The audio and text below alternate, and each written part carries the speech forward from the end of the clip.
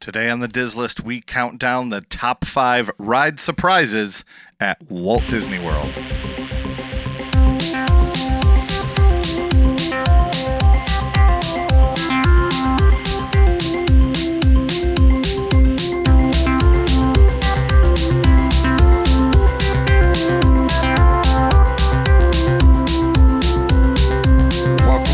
List, the podcast that lists everything Walt Disney World. I'm Nick. And I'm Rob, and today we're going to talk about ride surprises. Ride spoilers. Spoilers? We're going to spoil stuff? Yeah. Is this the Rob episode? I'm gonna get in trouble. In our lunch group, I was known for a long time for trying not to spoil it, but then throwing this like crucial detail out there that just ruined the whole thing. Yeah. Like, I think the famous, look, this isn't a spoiler, but... And then, like, at the end of the movie... I've gotten much better since then, because you guys, like, pointed out all the time. You have gotten way, way better. And now, at least, you'll be like, hey, this is going to spoil it, so close your ears. Yes, like I was talking to another one of our coworkers about a show that you hadn't... Oh, it was Andor, and you hadn't seen it yet. So I went up to his desk and said it privately. Yeah, but you've gotten way better, for sure. I'm trying. Lots of craziness happened in Disney this week. Yeah, the first one, I think we're going to, if you're listening to this now, you may have listened to our Patreon episode already. What we're going to discuss in our Patreon episode is they released a fun map. I'm doing air quotes for those of you listening on the podcast. A fun map, which means it's not an actual accurate map. It's just an artist rendition of what the Cars attraction is going to look like in the Magic Kingdom. I think they should do this always. Yeah. And here's why. When they release artist renderings of what the land should look like, and then it doesn't look like the artist rendering, they constantly get in trouble for that. As opposed to this fun map, which they come out of the gate saying, this is not like an actual... This isn't exactly how it looks. You know what I mean? And like this is a quote unquote fun map. So and even like the trees are cartoony and it's. But the nice thing that we'll discuss more in depth in the Patreon show is I now kind of get the idea of where everything's going. Yeah. And what's staying and what's going away, because some things are actually going to be very similar to the way they are right now. Yeah. There's water. There's still water. There is. And then also yesterday. So we're recording this on Sunday. Yesterday was the last day of Muppet Vision. And the last person let into the last showing of Muppet Vision was Jim Henson's daughter. I have it right here. I was just going to say that too. Yeah. Right, yeah. I have that on my list also. So that was, that's just, I'm sad to see it go. Yeah. I don't think we've seen the last of it. Yeah, I mean, they're talking about archiving it and making it something else. You've even discussed it moving to a different place. I think it could move. I think it could move to a different place. Yeah, I could see them when they open. I'm going to actually say if they open Villains Land, because they haven't released any renderings of that since the first time. Yeah. But I could see them moving that Villains show that's in Hollywood Studios currently. Yeah. To a stage somewhere over in that land. And then maybe filling that stage, because that stage that they're at right now with the villains is next door to or right by Rock and Roller Coaster, which is going to be home of the Muppets. So it could go in that stage, you're saying. It's not a bad idea. It could go lots of different places. That I get people being upset because it was like the last thing that Henson did, but it's out of date. Right? And so that last scene, I think they need to redo that. And then they could put it anywhere. Make it Magic Kingdom. Put it in Magic Kingdom. I think also, they released this at the same time. This is my next thing I had for a news bit, and it's directly related, is the Aerosmith edition, we'll say, of Rock and Roller Coaster. It says it'll go through 2025. Yep. And then they had, on social media, they had Kermit the Frog talking about... I saw it. I don't love the person that does Kermit's voice. Me neither. He doesn't sound I'm like not convinced. Yeah. It's not quite Kermit. No, I agree. There's certain things that he says that it takes me out of the character. We are on the same page so much today because like the whole Jim Henson thing you had up there. And I was waiting for you to bring up this, and I was Yeah. going to say, that wasn't Kermit. I don't know who that was, but it It wasn't just Kermit. doesn't sound like him. Like when they No. do a new Mickey or a new Goofy, the voices are not 100% accurate, but they're close enough that it's the same person. Not this Kermit voice. It starts off kind of the same, has that kind of tone, and then it's like, who is working this puppet? Yeah.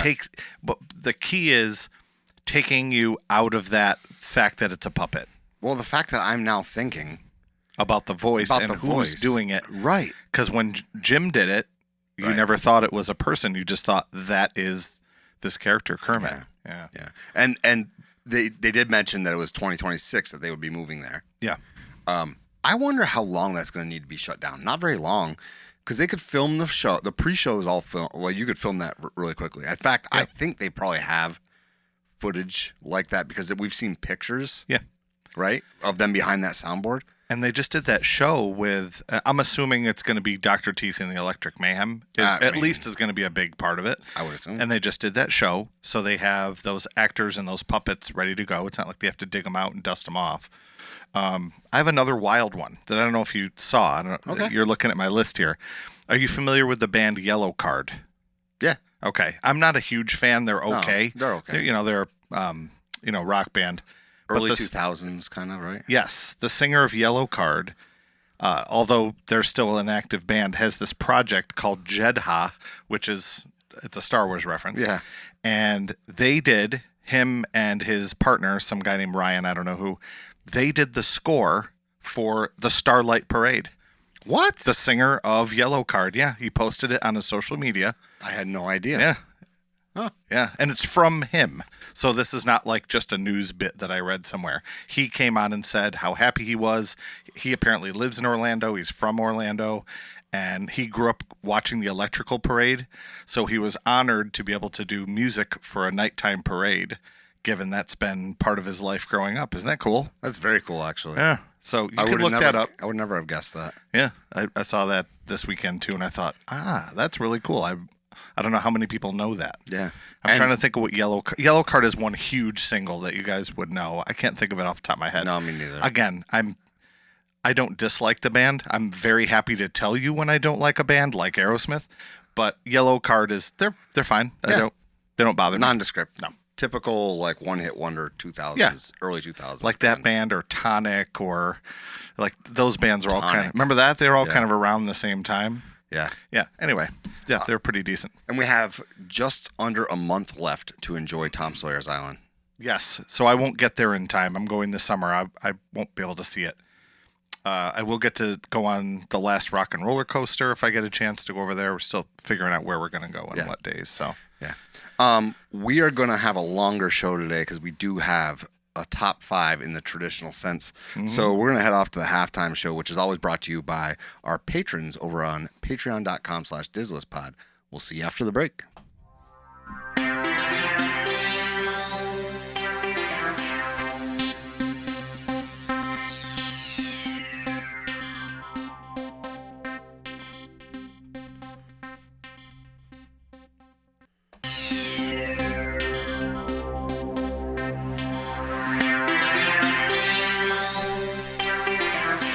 Welcome back. Today we're going to play Rob and be a spoiler.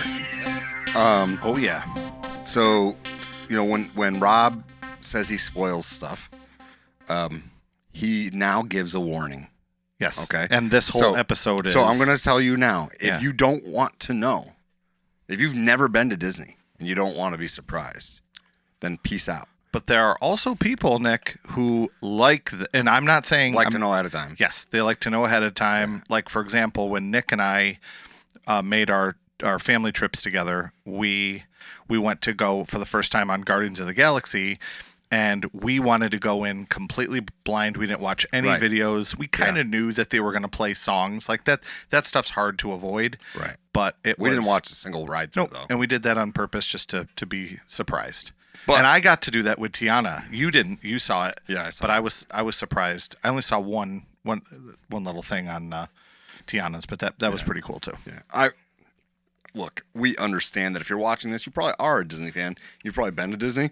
So a lot of these aren't going to be surprises. But I want to know whether or not you all agree with our rankings. Or if there's a more surprising one than any of the ones we say. Yeah, sure. So why don't you go ahead and get started? My number 5 is a ride that you love or you hate. I don't know if that's true because I kind of love it and hate it at the same time. It is Imagination, the Figment ride, and the surprise in the Figment ride. And it's kind of a little clue when you get on and people say, okay, take your hats off. And people are like, is this a roller coaster? Why do I have to take my hats off? Because multiple times what has happened is during the ride, there is a giant blast of air because the line is, I put it exactly, they say, imagination is a blast. And then this blast of air comes out and their hats fly off. So they always tell you to secure your hat during this ride, but it's a little strange because, okay, why do I have to secure my hat? Just because for this that ride, yeah. Big surprise, and it can be scary to some people because it's a physical surprise because sort of. Yeah. That air is hitting you and you can feel it. It's very, very loud. So that can bother some people. I think the skunk is more surprising, but yeah, but you kind of know it's coming because yeah. of the slot machine. Yep. You know, the 3 skunks come up in it, and it's stinky. Mm-hmm. So my number 5 is the giant blast of air. Imagination is a blast. So mine is actually kind of similar. Sure. In that it is a blast of something.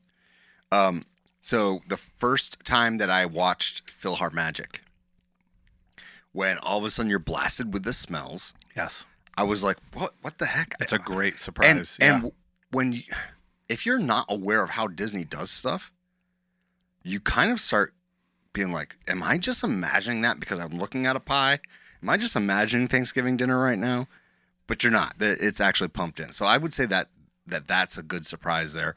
I had a hard time with number 5 because it was tied between this and then I call it 4D, the 4D movie theater over next to Imagination in the Imagination Pavilion, the Pixar, not Pixar, the short film festival. Short film festival, yeah. Because the floor starts moving, and the first time I didn't know it was going to do that. I was like, what the heck just happened? So, but that would be those two are kind of tied for 5, but I think that PhilharMagic wins out just because like every time I go, it's like, oh, there's that smell, and they've toned it up a little bit. When we went, I remember we kind of looked at each other and went, that seems like the smell is stronger. Yeah. But it's hard, like when you go once a year like we do, to kind of create that baseline of how strong a smell is or how bright it is in the Graveyard of Haunted Mansion. Like those things, they stay with you, but it's hard to really compare if you're not there. Like, like the guys, the Ear Scouts guys are there very frequently. They have a little bit more of a handle on the consistency of it and if something has changed. Yeah, right. All right. Which is, for better or for worse, I guess. Yeah. Number 4 is very similar to the Air Blast, and that is the Cork Pop in Remy's Ratatouille Adventure. Yeah. Which we very much enjoyed that ride. And it's funny. It's in my top 10 favorite rides, but I feel like it doesn't quite break the top 5, but there's so many good things about it, like this. It's the second best ride in the park. It is in that park. Yes, and the heat is incredible. Oh yeah, when you're underneath the table. There's so many. Oven. Yes, there's so many great surprises in that ride. But I chose that one specifically. It's not a scary one. I would honestly say the Imagination Blast of Air is a little scarier for younger kids. This one I don't think is quite at that level. But yeah, I think Ratatouille, when it came out, was a big hit, but I feel like it's one of those ones people are starting to forget about a little bit. The movie wise? No, the ride in general. I feel ride. I feel like so many other things have come out, and there's all these different announcements that I haven't heard about that one. Heard people talking about it as much. Go try to ride it in the middle of the day and tell me people forgot. Oh yes, definitely. It's just I don't hear about it from my end. Oh no, I know. Yeah, I get what you're saying. Yeah, so the Ratatouille Cork Pop is number 4. My number 4 is literally an entire ride. Oh, Space Mountain. It's a surprise. Oh, that's a good point. It's all a surprise. I've ridden it a lot, and I couldn't tell you where to turn it. No. I always am like, oh, we're finally done. Oh, no, we're not done. I was actually talking about this list with my son, and he was like, yeah, Space Mountain's definitely a surprise. The whole thing. I was like, which part is the biggest surprise? He's like, the ride. He's like, the whole thing. You never know if you're going to drop it because you're in the dark. So I think Space Mountain in general is all a surprise. I know that's kind of a cop out because I'm naming the ride, and but it works. If the lights were, here's the thing. I don't know if it would be scarier with the lights on or off. Because like on, you see how close you are to those structure. I always feel like when I'm riding it that I'm like, I don't want to put my hands up or I'm going to lose my arm. Yeah. I consistently duck. It's like, what the heck? So I'm going to say Space Mountain. The entire ride is one of my top rides or top surprises. So number 4 on my list was Space Mountain.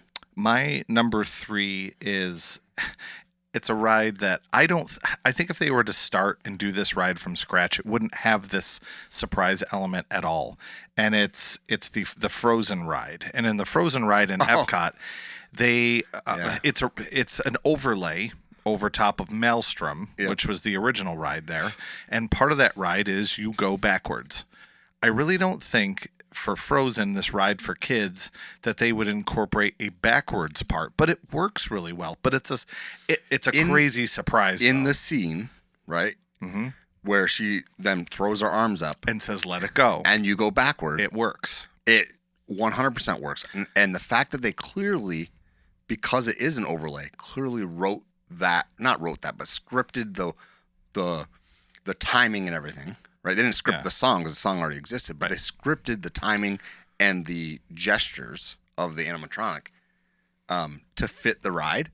It's brilliant, honestly. And it's great for your younger audience who wants to see more of the characters, especially with that song. I mean, it's one of the most famous Disney songs of all time now. Yeah. It really is. It's kind of become another level of popularity that we've rarely seen from Disney. And that particular part, if you've never ridden Maelstrom and you've never ridden the ride before, I feel like it's very surprising because you're looking up and you're watching Elsa sing, and then all of a sudden you're backwards. You're like, whoa, what's going on here? Then you switch back again and go down a little, mini hill. That's not really the surprise part. Yeah. But I just think it can be a surprise to people who've never ridden it before. Like, whoa, you think of Small World and some of those boat rides like Navi River Journey, you're in a gentle boat ride through the whole thing. Yeah. Then it's, Pro tip, the camera is right there when you go backward and you start to go back forward again, that's where the camera is. So if you want to get a good picture, that's my pro tip. I agree with you. That's a pretty good surprise. And I think kids, too, don't feel the boat move. So you're almost like, am I going back where I just came from? Like, what's going on? Because they don't feel like, because you can feel the track switch over. But so my number 3 is one that's not really a ride. And I don't know if this counts because it technically doesn't exist anymore. Bug's Life. Oh, yeah. I thought of that, too. I went, well, it's not there anymore. I mean, there's plenty of things to talk about there. We'll definitely count it. Yeah. Because it's...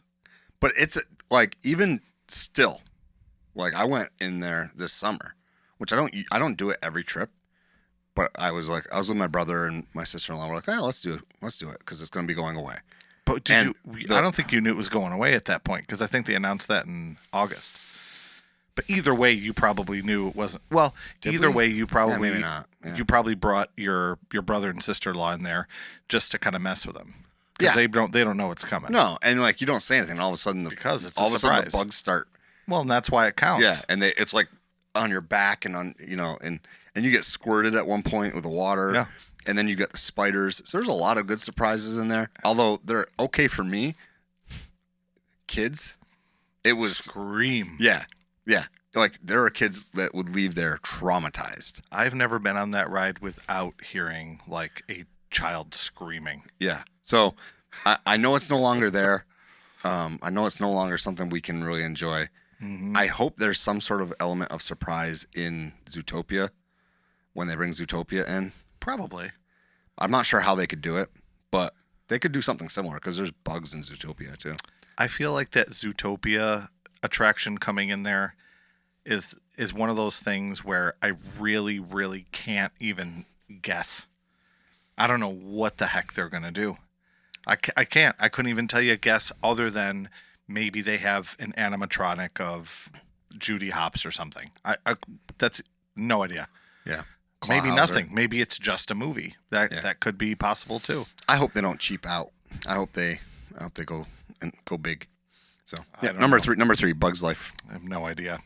My number 2 was always my favorite when I was really little, and it can be a big surprise if no one has ridden Pirates before. But on Pirates of the Caribbean, you're looking up, and for a long time it was the skull, and you can see the skull talking. And then for a while, I think it was, is it Davy Jones, the octopus face guy? Yeah. And you're kind of looking up at them talking, and you're not looking to see what's ahead of you because it's very, very dark. And then you do that drop. So in Florida, the drop is not quite as long and as intense as the one on the West Coast.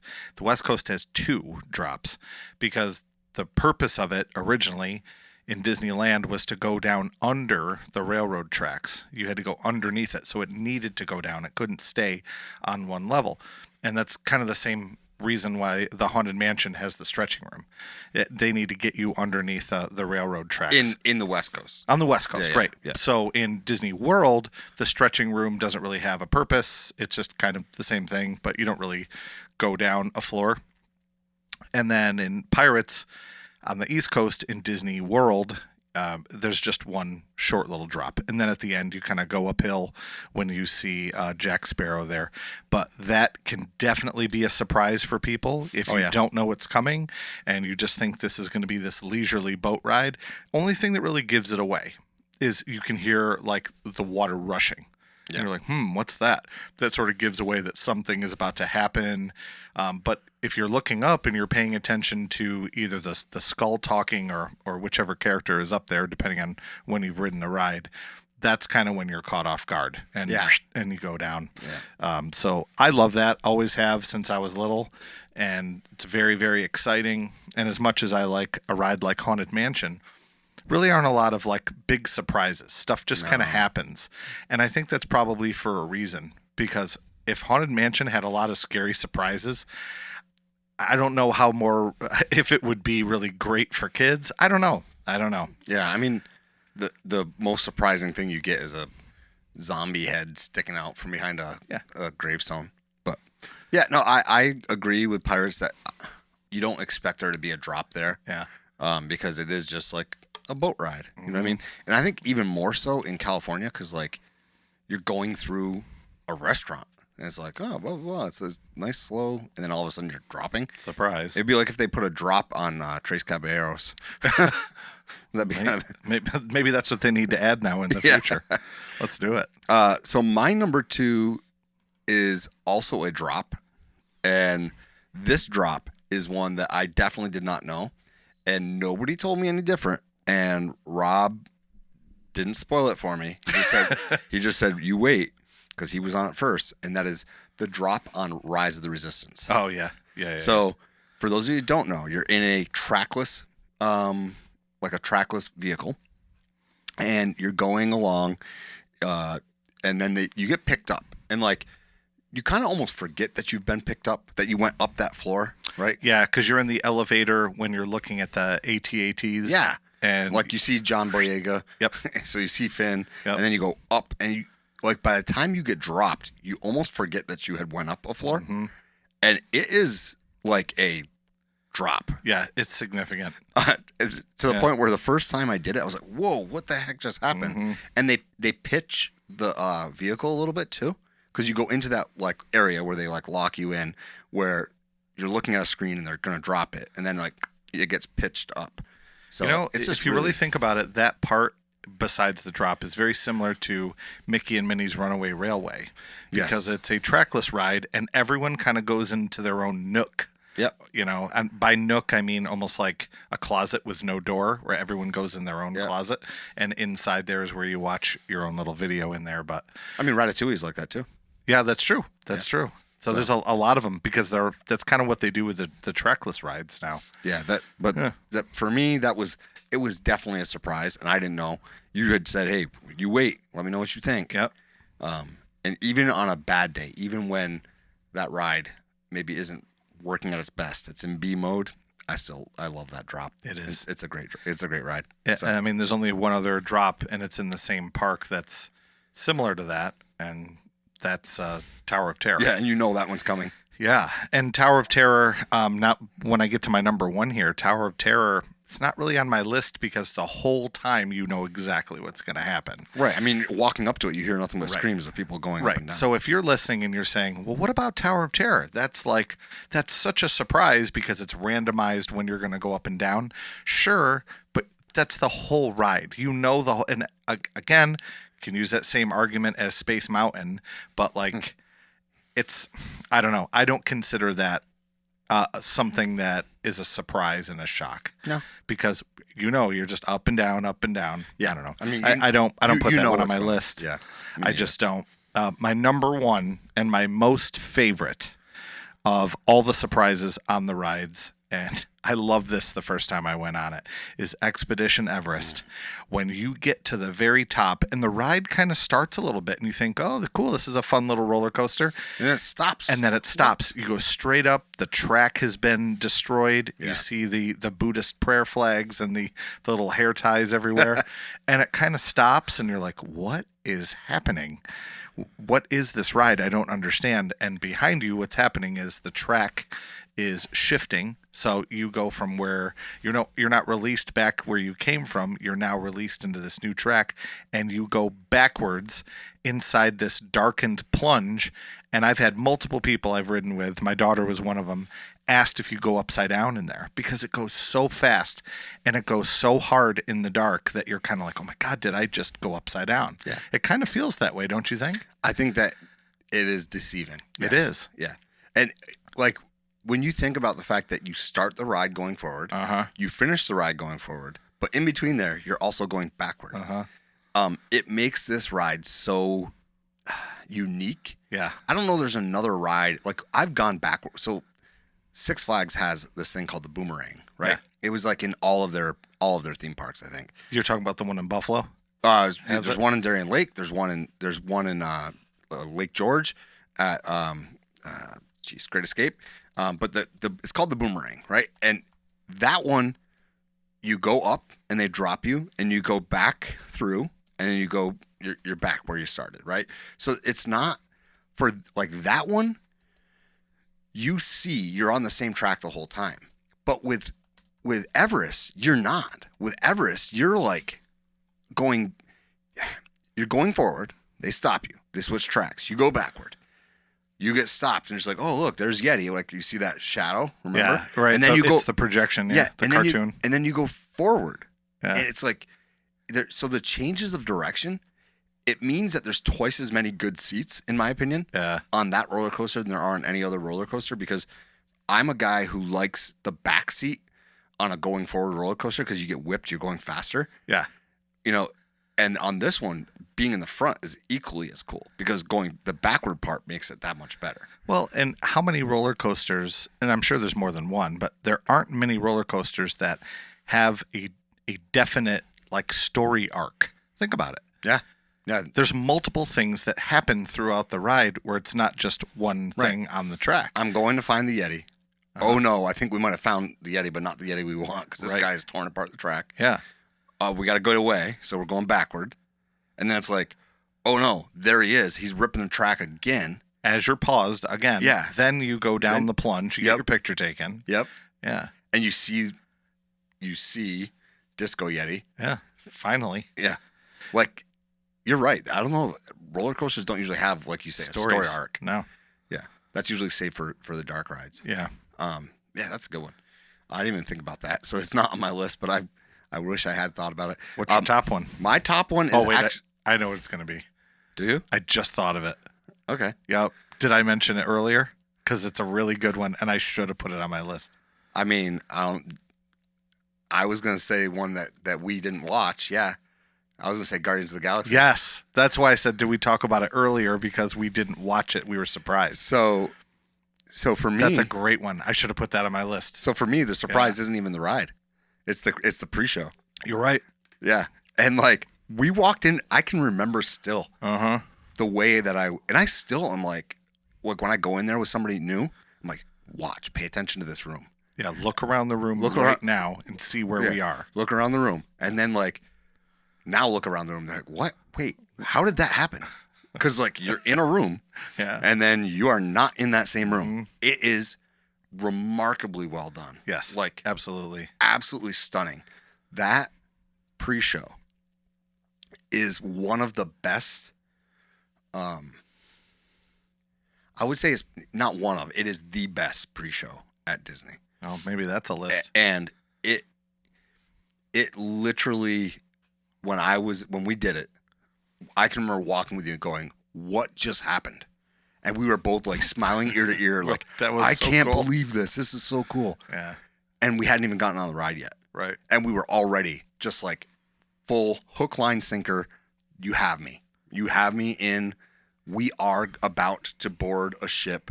We are about to go save the galaxy. Yeah. Like, this is for real. Like, it was that cool. I remember another thing we said too. We got off the ride. We're like, I'm glad we did Ratatouille first. Because, again, Ratatouille is a great ride, but this is the best ride. Mm-hmm. That's a great one. That's a really great one. So it's the best pre-show attached to the best ride at all Walt Disney World. Yeah. It's that simple. Like I will spoil every future list we have so long as they haven't built something new, and say that the top ride in the park, in any park, is Guardians of the Galaxy Cosmic Rewind. Definitely. Like, it's always going to be, until something really weird happens, or until they build something new. Mm-hmm. That's the best ride. I agree. And that surprise kicks it off. Are there other cool things about it?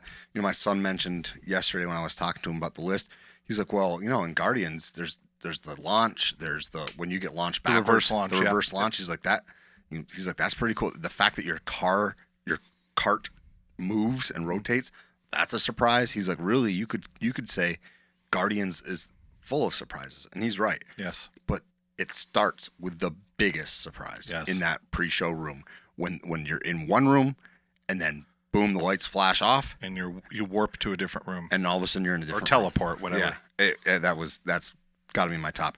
What do you have from honorable mentions? Any?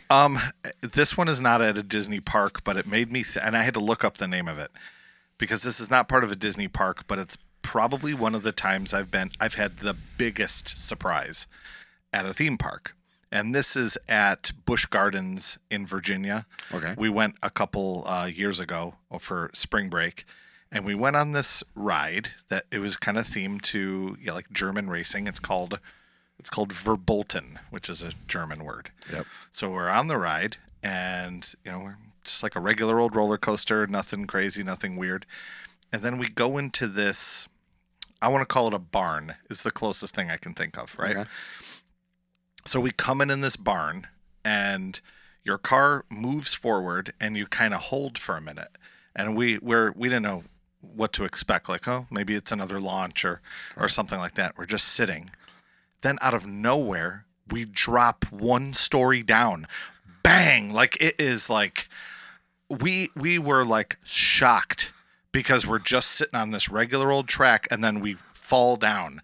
Like, from a track, like on story 2, boom, down to story 1, and then it launches you and you take off. It was crazy. That's crazy. Any listeners, if you've been on this before and experienced this, we had no idea. That's crazy. It was like the only thing we said after we left that park was, I was scared out of my mind when that thing dropped because it seemed like the ride broke. It really did. Because at Disney, you generally feel a little bit more safe, but I'm at this park that I don't know too well. I've only really been twice in my life. You haven't watched ride throughs? Not at all. And we were like, oh my God, we're dead. We just dropped down the floor and we crashed through. And anyway, I don't know if you've ever heard of that before. I've not. But that's. My honorable mention would be Test Track when you go outside. Yes. The first time, because even though you hear the cars, like when you're walking up to Test Track, you can hear them. You can't see those. I don't think there's a good vantage point where you can tell that you are going that fast. And part of it too is you get so engrossed in this competition, right? Of your car being the one that's designed and it's the best and the you're fastest. Like, oh, look at this this You cool forget. little dark ride that I'm going through and doing these tests, and that's like, oh, doors are opening, woof, All and of all a of a sudden sudden. you're doing like 65 miles an hour on a banked curve. Right. Are you going to be there when the new test track opens? I don't know when it's opening. It's got to be close. They just said late summer, and we'll be there. Well, did first they week say of late August. summer? I thought it was late summer. I'm gonna look it up. Because I know that on Disney Dish, Len said they were testing with humans in the cars. They were up to testing with humans. So if they're testing with humans right now, you might be there when they've got it open, which would be kind of that'd be nice. But who knows? We'll see. I'm about to find out the answer for you now. It's thinking. It's thinking. I don't really have any other honorable mentions that you didn't say, so I think that's just about it. Go ahead. The only other thing is maybe like Hatbox Ghost, Yeah. if you don't know what it is, but it's not really a surprise. That's why it's not going on my list at all. Yeah. Yeah, late summer 2025. So late summer could be in the Disney definition. Generally, that means September Yeah. for late summer. Yeah. So It's like when they said winter 2025 was the Zootopia. right, right, And I pointed out to you that winter technically starts in December. right. And so therefore, that's what they're saying. They weren't saying in January. And people were making fun of it online too about that. I honestly am always surprised. What's the matter? This says the best estimate is mid to late July. Ooh, Huh. Interesting. Well, maybe it is possible. Maybe I will get to ride it. that'd be awesome. Who knows? I mean, they're testing with humans, Yeah. so they're not that far off. I'm a human. And They can test with me. I don't know if I'd want to be a test rider. Eh, I mean, probably. I wouldn't mind that. I'd rather be a Flynn rider. Oh my God, You're welcome. that was so lame. Mm-hmm. Listen, this was so old school. I loved going back and doing one like this. It had been a while since we did a true top 5 where we went back and forth like that. I hope you guys enjoyed it because I certainly did. But it's a great, big, beautiful tomorrow, and tomorrow's just a list away. Tune in next time, and we'll see you real soon.